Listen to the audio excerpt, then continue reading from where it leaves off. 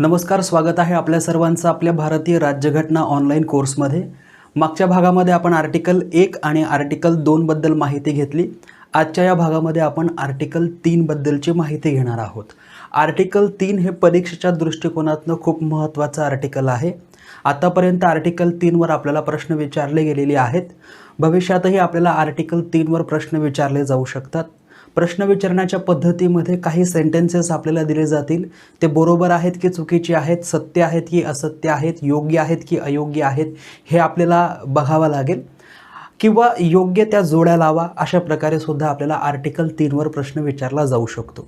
त्यामुळे अत्यंत महत्त्वाचा आर्टिकल 3 आहे। आता आर्टिकल 3 मध्ये काय दिलेलं आहे, काय लिहिलेलं आहे ते आपण पाहणार आहोत। आर्टिकल 3 आपल्याला असं म्हणतं की संसद कायद्याद्वारे कोणत्याही राज्यक्षेत्राचा काही भाग वेगळा करून एक नवीन राज्य स्थापन करू शकतं। संसद कायद्याद्वारे कोणत्याही राज्यक्षेत्राचा काही भाग वेगळा करून एक नवीन राज्य तयार करू शकतं। याचा अर्थ काय होतो की आपल्या भारतामध्ये आज जितकीही राज्य आहेत, आर्टिकल 3 आपण या ठिकाणी म्हणूया कलम 3 आणि याचा क जो खंड आहे तो काय म्हणतो आपल्याला की संसद कायद्याद्वारा कोणत्याही राज्यक्षेत्राचा काही भाग वेगळा करून एक नवीन राज्य स्थापन करू शकतं।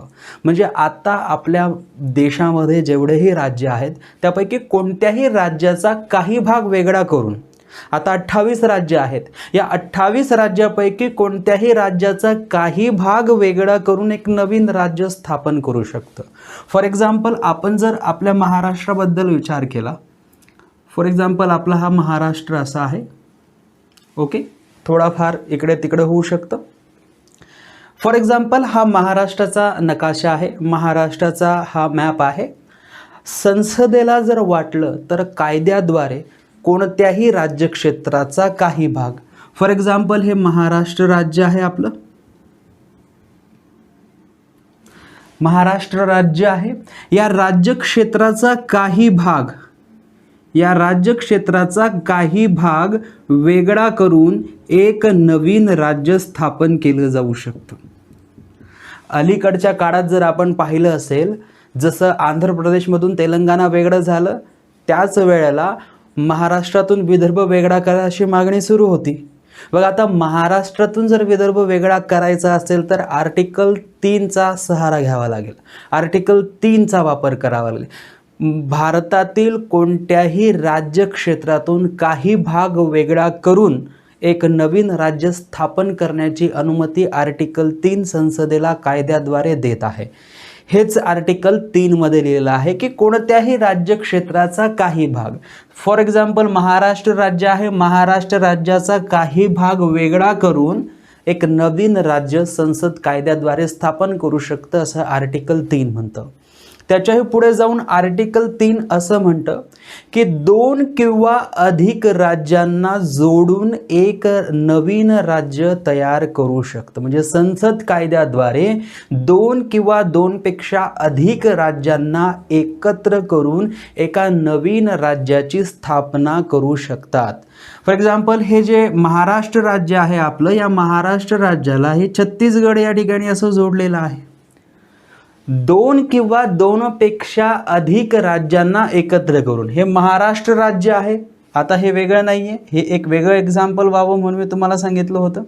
हा संपूर्ण महाराष्ट्र राज्य आहे आता सध्याचं आपलं पूर्ण, याला छत्तीसगडची अशा पद्धतीची थोडीफार बाउंड्री लागलेली आहे, हे छत्तीसगड राज्य आहे असं आपण समजून घ्यावं। 2 राज्यांना एकत्र करून, मग भविष्यात जर संसदेला वाटलं तर कायदा करून महाराष्ट्र राज्याशी छत्तीसगड राज्य जोडून एका नवीन राज्याची स्थापना होऊ शकते, असं सुद्धा आर्टिकल 3 आपल्याला सांगताय। आणि 2 नाही तर 2 पेक्षा जास्त राज्यांना सुद्धा एकत्र करून एका नवीन राज्याची स्थापना होऊ शकते। भविष्यात जर वाटलं तर हा जो मध्य प्रदेश आहे, या मध्य प्रदेशला सुद्धा जोडून एक नवीन राज्य, म्हणजे 3 राज्यांना जोडून 3 राज्यांना एकत्र करून एक नवीन राज्य स्थापन केलं जाऊ शकतं। संसदीय कायद्याद्वारे आर्टिकल 3 नुसार 2 किंवा 2 पेक्षा अधिक राज्यांना एकत्र करून एक नवीन राज्य स्थापन करू शकतं. अशा प्रकारची तरतूद आपल्याला आर्टिकल 3 मध्ये दिलेली आहे. भविष्यात जर संसदेला वाटलं की महाराष्ट्र, छत्तीसगड आणि मध्य प्रदेश एकत्र करावं तर तसंही काय आर्टिकल 3 नुसार संसद कायद्याद्वारे असं करू शकतं. याच्या पुढे जाऊन आपल्याला आर्टिकल 3 असं सांगतं की फॉर एक्झाम्पल हा महाराष्ट्र आहे, हे छत्तीसगड आहे.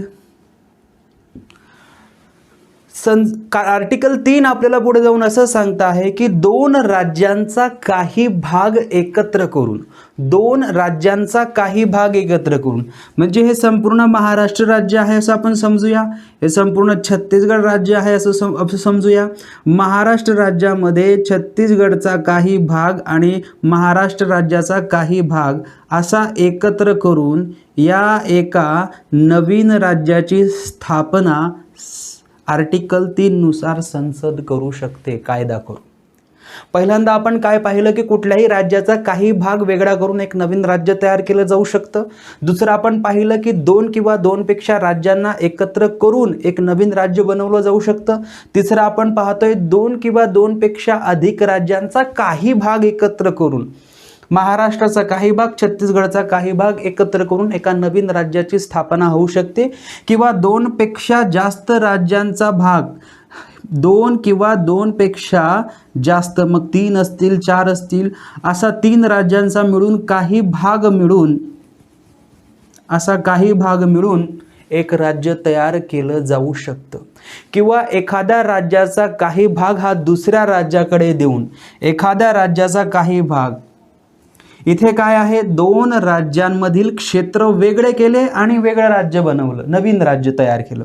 इथे काय आहे की फॉर एक्झाम्पल छत्तीसगडचा काही भाग महाराष्ट्राला देणे, छत्तीसगड अबाधित राहील परंतु छत्तीसगडचा काही भाग महाराष्ट्राला देऊन महाराष्ट्राची बाउंड्री वाढवली जाईल, असं सुद्धा संसद आर्टिकल 3 नुसार कायदा करून करू शकतं.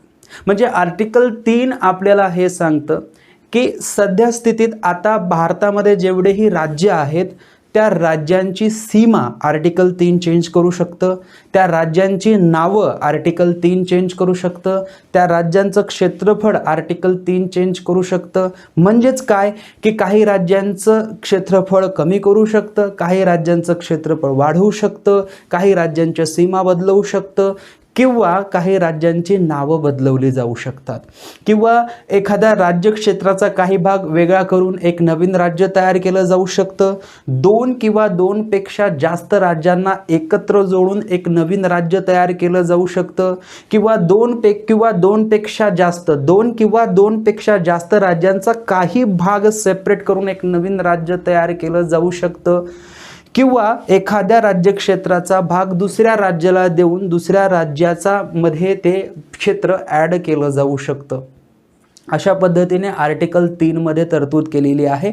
एखाद्या राज्याचं क्षेत्रफळ कमी केलं जाऊ शकतं, वाढवलं जाऊ शकतं, त्याची बाउंड्री चेंज केली जाऊ शकते आणि इवन एखाद्या राज्याचं नावही चेंज केलं जाऊ शकतं आर्टिकल 3 नुसार. हे अत्यंत महत्त्वाचं आहे आणि म्हणून लक्षात ठेवायचं आहे की आर्टिकल 2 मध्ये आपण जे काही पाहिलं, जे सद्यस्थितीत भारतात नाही भारताच्या बाहेरचे जे प्रदेश जर आपण संपादन करू त्याबद्दल आर्टिकल 2 होतं. आर्टिकल 3 मध्ये आपल्याला सांगितलं गेलेलं आहे की आर्टिकल 3 नुसार संसद कायद्याद्वारे कोणत्याही राज्याचा काही भाग वेगळा करून राज्य बनवू शकतं. 2 किंवा 2 पेक्षा अधिक राज्यांचा भाग एकत्र जोडून राज्य बनवू शकतं. 2 किंवा अधिक राज्यांना एकत्र जोडून एक नवीन राज्य तयार करू शकतं. एका राज्य क्षेत्राचा भाग दुसऱ्या राज्याला देऊन अशा प्रकारे राज्य तयार करू शकतं. किंवा राज्यांची नावं बदलवली जाऊ शकतात, किंवा राज्यांच्या सीमा बदलवल्या जाऊ शकतात, किंवा राज्यांचं क्षेत्र कमी केलं जाऊ शकतं, राज्यांचं क्षेत्र वाढवलं जाऊ शकतं आणि राज्यांचं नाव चेंज केलं जाऊ शकतं. हे सर्व संसदेला वाटेल तर संसद कायद्याद्वारे अशा पद्धतीने करू शकतो. कुठल्याही राज्याबद्दल असं करू शकतं आणि असा हक्क आणि अधिकार हा केंद्र सरकारला आहे. असा हक्क आणि अधिकार केंद्र सरकारला आहे. आर्टिकल 3 मध्ये सांगितलं गेलेलं आहे, याच्यामध्ये जम्मू आणि काश्मीर हे राज्य वगळता, जम्मू काश्मीर राज्य वगळता इतर सर्व राज्यामध्ये आपण हे फेरफार करू शकत होतो. जम्मू आणि काश्मीरला सोडून कुठल्याही राज्याला आपण हे फेरफार करू शकत होतो. जम्मू काश्मीरला आर्टिकल 3 आपण यूज करू शकत नव्हतं. तसं परंतुकच आपल्या संविधानामध्ये आर्टिकल 3 मध्ये जोडण्यात आलं होतं की जे काही आर्टिकल 3 मध्ये सांगितलेलं आहे हे जम्मू आणि काश्मीर राज्याला लागू राहणार नाही. जम्मू आणि काश्मीर राज्य जे आहे, जम्मू आणि काश्मीर, त्या राज्याला आर्टिकल 3 लागू होणार नाही असं स्पष्ट त्या ठिकाणी प्रोव्हिजो परंतुकामध्ये लिहिण्यात आलेलं होतं. परंतु आता 370 इनॅक्टिव्ह आहे आणि जम्मू काश्मीर राज्यातून आता केंद्रशासित प्रदेशामध्ये चेंज झालेला आहे. तर आपण आता म्हणू शकतो की आर्टिकल 3 आता जम्मू आणि काश्मीरसाठी सुद्धा लागू आहे आणि त्यामुळे जम्मू काश्मीर राज्यावरून आपण आता जम्मू काश्मीर केंद्रशासित प्रदेश आणि लडाख केंद्रशासित प्रदेश तयार केलेला आहे, आपल्या संसदेने कायद्याद्वारे केलेला आहे. तर अशा पद्धतीने आर्टिकल 3 आपल्याला सांगत आहे, आर्टिकल 3 संसदेला अशी पावर देत आहे, अशी शक्ती देत आहे की जे कुठल्याही राज्याच्या सीमा बदलवू शकतात, क्षेत्रफळ बदलवू शकतं, कोणत्याही राज्यांना एकत्र करू शकतं, कोणत्याही राज्यांना दुभाजू शकतं, कोणत्याही राज्यातून काही भाग वेगळा करून त्याचं एक नवीन राज्य तयार करू शकतं, एक किंवा एकापेक्षा जास्त राज्य जोडून एक राज्य तयार करू शकतं किंवा एकपेक्षा जास्त राज्यांचा काही भाग जोडून एक नवीन राज्य तयार केलं जाऊ शकतं किंवा राज्यांचं नावही चेंज केलं जाऊ शकतं. राज्यांची नावं चेंज करणे हा सुद्धा मुद्दा याच्यामध्ये आहे, ही सुद्धा तरतूद याच्यामध्ये आहे. सो भविष्यात एखाद्या राज्याचं नाव जर चेंज करायचं म्हटलं तर ते आर्टिकल 3 नुसार केलं जाईल. भविष्यात एखाद्या राज्याचं नाव चेंज करायचं असेल तर ते आर्टिकल 3 नुसार केलं जाईल. हे सर्वांनी व्यवस्थितरित्या लक्षात ठेवायचं आहे, हे नेहमी सर्वांनी लक्षात ठेवायचं आहे. आता तिसरी महत्त्वाची गोष्ट अशी आहे की यामध्ये आपण केंद्रशासित प्रदेशाबद्दल बोललो नाही.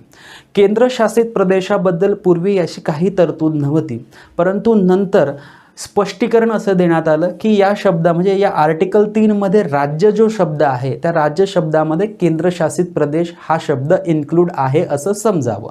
म्हणजेच काय की आपण एखाद्या केंद्रशासित प्रदेशाला एखाद्या राज्यामध्ये अटॅच करून नवीन राज्य तयार करू शकतो. 2 किंवा 2 पेक्षा जास्त केंद्रशासित प्रदेशांना एकत्र करू शकतो. जसं की आपण दीव अँड दमन आणि दादरा अँड नगर हवेलीला आता एकत्र केलेलं आहे, एकच केंद्रशासित प्रदेश त्याला आता बनवलं गेलेलं आहे. अशा पद्धतीने केंद्रशासित प्रदेशांसाठी सुद्धा आर्टिकल 3 जे आहे ते लागू आहे. म्हणजे फक्त राज्यांसाठीच नव्हे तर केंद्रशासित प्रदेशांचाही यामध्ये समावेश होतो असं आपण या ठिकाणी समजायचं आहे. आणि आर्टिकल 3 हे राष्ट्रपतीनंतर ज्यावेळेस लोकसभेमध्ये किंवा राज्यसभेमध्ये मांडलं जाईल त्यावेळेस साध्या बहुमताची त्या ठिकाणी गरज असणार आहे.